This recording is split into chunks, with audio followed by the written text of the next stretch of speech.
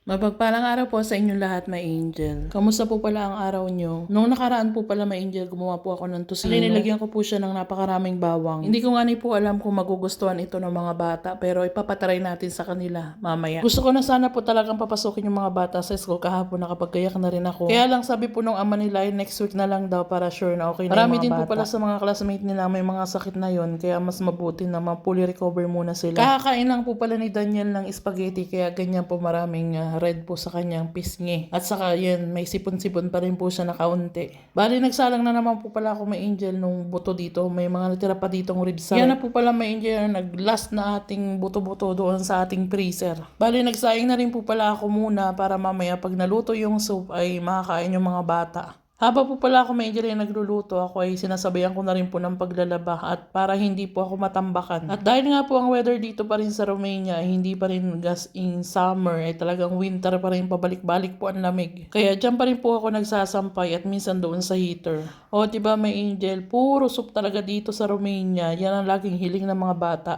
Pero sabi ko nga may angel, yan na yung last na karne doon sa aming freezer. At habang naman po ako ay nagluluto dito sa kusina, yung mga bata naman po ay nanonood ng TV.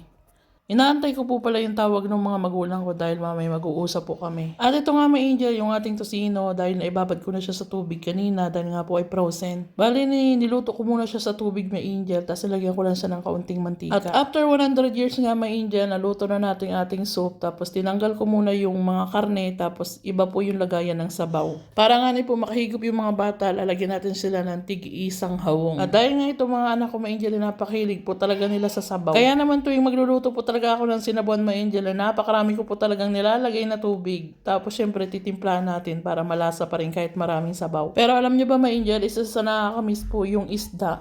Dito kasi may angel sa province ay hindi ka basta-basta makakabili po ng sariwang isda. Unlike nung kami nasa Bucharest, pwede kang bumili sa ubor ng mga fresh. Dito, kung hindi ka po may angel pumunta sa bayan, ay hindi ka makakabili ng isda at minsan, hindi ka pa rin sure kung makakabili ka ng fresh doon. Ang fresh lang na mabibili mong isda dito, may angel, ay yung mga isdang tabang. Which is, may angel, ayaw ko po talaga nung lasa ng isdang tabang kasi iba po talaga yung lasa pag isdang dagat. Ang isdang tabang lang yata na gusto kong kainin ay bangus at saka po tilapia. One time po kasi, may angel, ay kwento ko lang sa inyo, nung bumili dati noon si Petro doon sa may bahay dito na nagtitinda ng isda, parang may farm sila.